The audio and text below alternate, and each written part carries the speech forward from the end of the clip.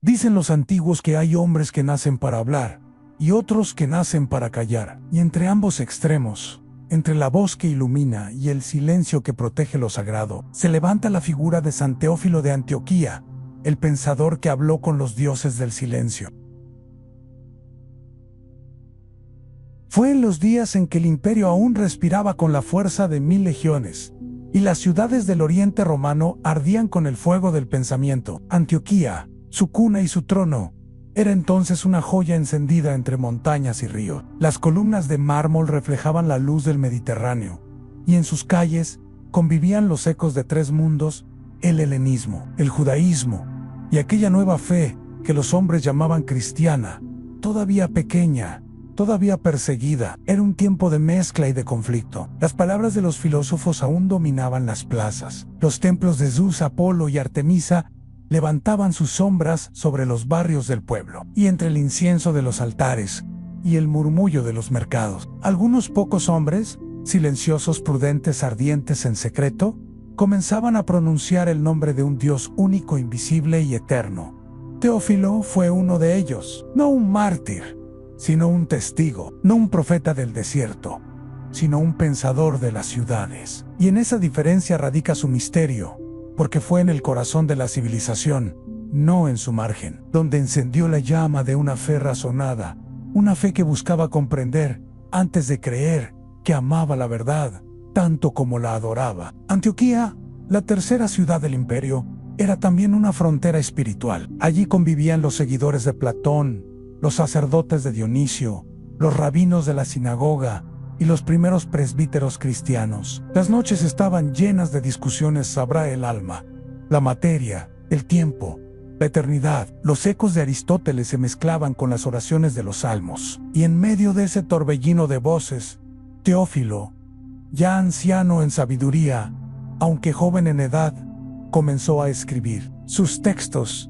especialmente su obra Autólico, no nacieron del deseo de polémica, sino del dolor de ver a un mundo perdido en su propia brillantez. Autólico, su interlocutor pagano, era símbolo de muchos hombres cultos, refinados, amables incluso, pero ciegos al misterio que les rodeaba.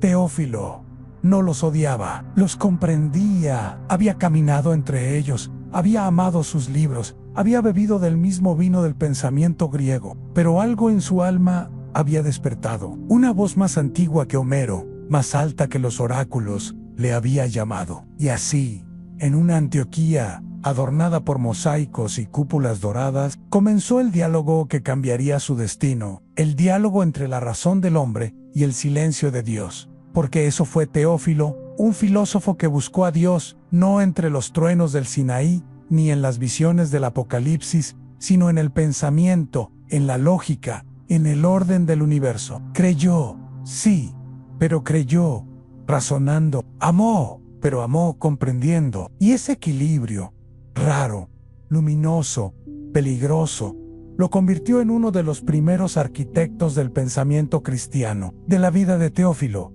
los antiguos nos dejaron apenas fragmentos, y sin embargo, esos fragmentos son suficientes para escuchar su voz, para intuir la huella que dejó en el polvo de los siglos. Se dice que nació en las tierras de Siria, quizás de padres paganos, y que fue formado en la sabiduría de los griegos, antes de conocer al Dios de los profetas. Teófilo había recorrido los templos del saber humano, leyó a Homero y a Hesíodo, a Platón y a Heráclito, a los poetas que hablaban del destino, y a los sabios que intentaban entender la sustancia del cosmos. El joven Teófilo era un buscador de armonía. En cada palabra de los antiguos veía una chispa de logos, esa razón divina que sostiene el universo.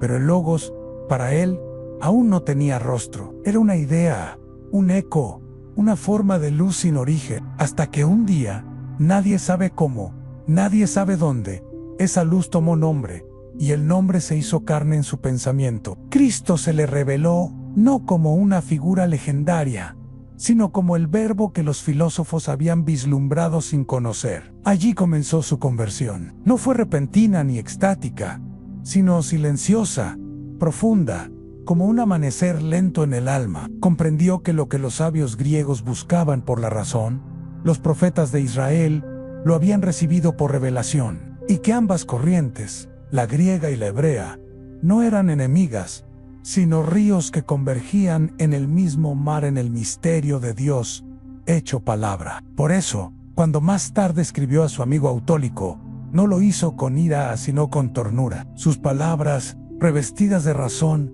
estaban hechas de misericordia. «Muéstrame tu Dios», le decía Autólico con ironía, y Teófilo respondió con calma: «Muéstrame tú al hombre que hay en ti, y entonces yo te mostraré a mi Dios». Aquella frase, tan simple, era una revolución. Para Teófilo, ver a Dios no era cuestión de ojos, sino de alma. No bastaban los templos, ni las imágenes, ni los altares de oro. Era necesario un corazón limpio, un espíritu que comprendiera que el Creador no se revela a quien busca probarlo, sino a quien busca amarlo. Así, entre el fuego de la razón y la humildad de la fe, Teófilo comenzó a edificar su pensamiento. Su obra Autólico es una defensa de la verdad cristiana frente al paganismo, pero también un canto al misterio de la creación. Para él, el universo no era un accidente ciego, ni un conjunto de dioses en disputa. Era una obra ordenada, una arquitectura perfecta que reflejaba la mente del Creador. Wise Creator, a quien llamó Padre, Hijo y Espíritu Santo, no era una abstracción, sino el principio mismo de la vida y del pensamiento. Fue Teófilo quien, por primera vez en la historia cristiana, usó la palabra Trinidad, en griego trias, para hablar del misterio divino. No la definió con fórmulas, sino con asombro. No explicó el misterio, lo señaló con reverencia, como quien muestra un fuego que ilumina pero quema. El sol, escribió, su rayo y su luz son tres, y sin embargo son uno. Así veía a Dios en una unidad que se expresa en comunión, una luz que se difunde sin dividirse, un amor que se da sin agotarse. Cada línea suya respira una fe razonada, una inteligencia al servicio del misterio. Teófilo no despreciaba la filosofía, la purificaba, no renegaba de la razón. Él veía en el pensamiento humano un espejo del pensamiento divino, y en cada pregunta del hombre una nostalgia del cielo. Pero su visión no fue comprendida por todos. Muchos paganos se burlaron de él, acusándolo de supersticioso, y algunos cristianos, más inclinados al fervor que al entendimiento, lo juzgaron demasiado intelectual. Teófilo, sin embargo, permaneció en silencio, firme como un monje que guarda una revelación, porque sabía que la verdad no necesita gritar, solo permanecer. Cada noche, cuando el ruido de Antioquía se apagaba y las lámparas del palacio episcopal se encendían, el obispo escribía. Su mano trazaba letras pequeñas sobre el pergamino, y su mente viajaba entre los mundos visibles e invisibles. Imaginaba el origen de las estrellas, el orden de los cielos, el lenguaje secreto del tiempo, y en cada palabra buscaba un modo de decir lo indecible, en que el universo entero es una carta de amor escrita por Dios a su creación. Así, en Teófilo, la teología se hizo poesía y la filosofía se transformó en plegaria. Su pensamiento no separaba la mente del alma, las unía en un mismo gesto, el gesto de mirar hacia lo alto y preguntar con humildad: ¿quién eres tú, que existes antes del principio? Y aunque sus respuestas fueron humanas, el eco de su pregunta aún resuena, porque Teófilo no hablaba solo a su amigo Autólico, ni a los sabios de su tiempo, hablaba a todos nosotros, los hombres del futuro, los que seguimos buscando sentido entre las ruinas del saber y los templos del ruido. Nos hablaba a nosotros, los herederos del silencio. Cuando Teófilo fue elegido obispo de Antioquía, el imperio atravesaba un tiempo incierto. Los emperadores aún toleraban la religión cristiana con una mezcla de curiosidad y sospecha. Las comunidades crecían, discretas pero firmes, entre los talleres, los barrios humildes y los hogares donde se partía el pan en secreto. La sangre de los mártires aún no había manchado los muros de las ciudades, pero el viento ya traía presagios de persecución. Antioquía, sede de sabiduría y poder, era también un espejo del alma humana, brillante por fuera, quebradizo por dentro. Las escuelas filosóficas competían entre sí, como ejércitos invisibles. Los cínicos desafiaban la moral, los estoicos predicaban la virtud, los epicúreos buscaban placer en la medida, y los platónicos Soñaban con un mundo ideal más allá del cuerpo, pero entre todos ellos había un vacío sacá, una ausencia que ni el arte ni la política podían llenar. Teófilo lo veía. Desde su cátedra episcopal, observaba el esplendor de la ciudad y comprendía su fragilidad. Los hombres, decía, adornan sus templos, pero olvidan adornar su alma. Sus homilías no eran discursos de condena, sino de claridad. No atacaba con ira, sino con luz. Decía que la verdad no debía imponerse como espada, sino mostrarse como aurora lenta, inevitable, triunfante por su propia belleza. En sus palabras vibraba un eco antiguo, el eco del Logos, esa razón divina que da forma al mundo. Para él, Cristo no era una figura del pasado, sino la inteligencia viva que sostiene toda existencia. El Logos, hecho carne, no había venido a destruir la sabiduría de los griegos, sino a cumplirla. Donde Platón habló de la idea del bien, Teófilo vio el rostro del Creador. Donde Aristóteles buscó la causa primera, Teófilo reconoció la voz del Verbo eterno. Su teología fue un puente entre dos mundos. Tomó la profundidad de la filosofía helénica y la llenó de alma bíblica. Unió el pensamiento con la fe, el análisis con la contemplación, y ese puente, levantado entre la razón y la revelación, sería recorrido siglos después por los grandes padres de la Iglesia: Ireneo, Clemente, Orígenes, Basilio, Agustín. Teófilo había abierto el camino. No obstante, su tarea no fue fácil. Muchos intelectuales paganos lo desafiaban en público. ¿Dónde está vuestro Dios?, le preguntaban en los foros. Y Teófilo respondía con una calma que desconcertaba: mi Dios no está en los templos, ni en los tronos, ni en las estatuas. Está en la mente de quien busca la verdad. Con pureza, en sus debates, se convirtieron en leyenda. Algunos decían que podía citar a Homero y a Moisés en una misma frase, o que leía a los filósofos paganos como si fueran profetas sin saberlo. Otros afirmaban que, cuando hablaba, el silencio de los sabios se hacía reverente. Pero él nunca buscó aplausos. Sabía que la sabiduría sin humildad es humo, y que la verdadera grandeza es servir a la verdad, no dominarla. Bajo su guía, la comunidad cristiana de Antioquía floreció. Los fieles eran pocos, pero su fe era profunda. Se reunían en casas, en catacumbas, en rincones escondidos de los jardines. Allí, entre el miedo y la esperanza, repetían las palabras de su obispo: el alma del hombre es más antigua que los templos del mundo. Teófilo enseñaba que la fe no debía ser un refugio contra la razón, sino su coronación. Que creer no era cerrar los ojos, sino abrirlos más allá de lo visible. Así como el ojo no puede mirar directamente al sol sin quedar ciego, decía, el alma no puede mirar al Creador sin ser transformada. Su voz se extendió más allá de Siria, desde Alejandría hasta Roma. Los obispos citaban sus pensamientos, los filósofos lo discutían, y los creyentes lo recordaban como un maestro de la claridad. Pero su fama no lo alteró. Teófilo seguía caminando por las calles de Antioquía con la sencillez de un anciano que ha comprendido el secreto de las cosas, aunque toda sabiduría humana es apenas una sombra de la sabiduría eterna. Cuentan que una noche, después de una larga jornada de debate, un joven discípulo le preguntó: Señor, ¿por qué no temes a los sabios de este mundo? Y Teófilo sonrió. No los temo, respondió, porque buscan lo mismo que yo, solo que aún no saben dónde mirar. Aquel era su don, en ver en cada adversario un alma en camino, no un enemigo. Por eso sus escritos no contienen odio ni desprecio, sino invitación. Incluso cuando refutaba a los paganos, lo hacía con respeto. Creía que cada pensamiento, por errante que fuera, podía convertirse en camino hacia la verdad si se iluminaba con amor. Esa visión lo distinguió entre los padres de la Iglesia. Teófilo no fundó una escuela, ni reunió multitudes, ni murió mártir. Su grandeza fue más silenciosa, al ser el guardián de un pensamiento que no teme dialogar con el mundo, pero que nunca olvida de quién proviene la luz. Y así, en medio de una Antioquía dividida entre la razón y la superstición, él permaneció como un faro que no brilla por fuego propio, sino por el reflejo del sol invisible. El final de la vida de Teófilo se perdió en el crepúsculo de la historia. Como la luz que se apaga lentamente detrás de las montañas de Siria, no hubo persecución sangrienta,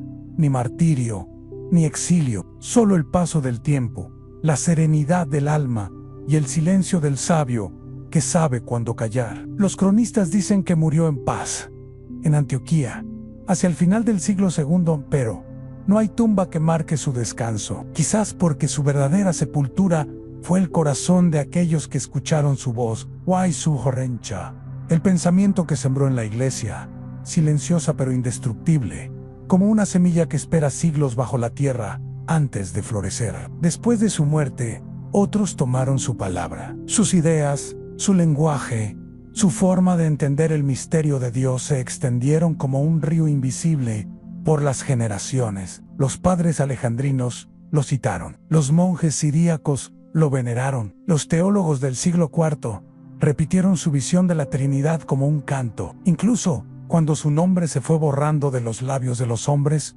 su espíritu seguía respirando en la mente de la iglesia, porque Teófilo había comprendido algo que muy pocos entendieron en su tiempo, que la fe sin razón es sombra, y la razón sin fe es piedra, y que solo cuando ambas se abrazan, nace la verdadera sabiduría. Su voz no fue la de un profeta que anuncia catástrofes, sino la de un pensador que enseña a mirar el cielo sin miedo. En su obra Autólico, escribió que el hombre fue creado no para temer al mundo, sino para contemplarlo. Dios, decía, nos dio los ojos para ver su obra, no para escondernos de ella, ni sin embargo, en esa misma mirada hacia el mundo, Teófilo descubrió el límite humano. Ninguna mente puede abarcar el infinito, ningún lenguaje puede describir al que es anterior a toda palabra. Por eso, al final de su vida, el filósofo se convirtió en discípulo del silencio. Cuentan que en sus últimos años,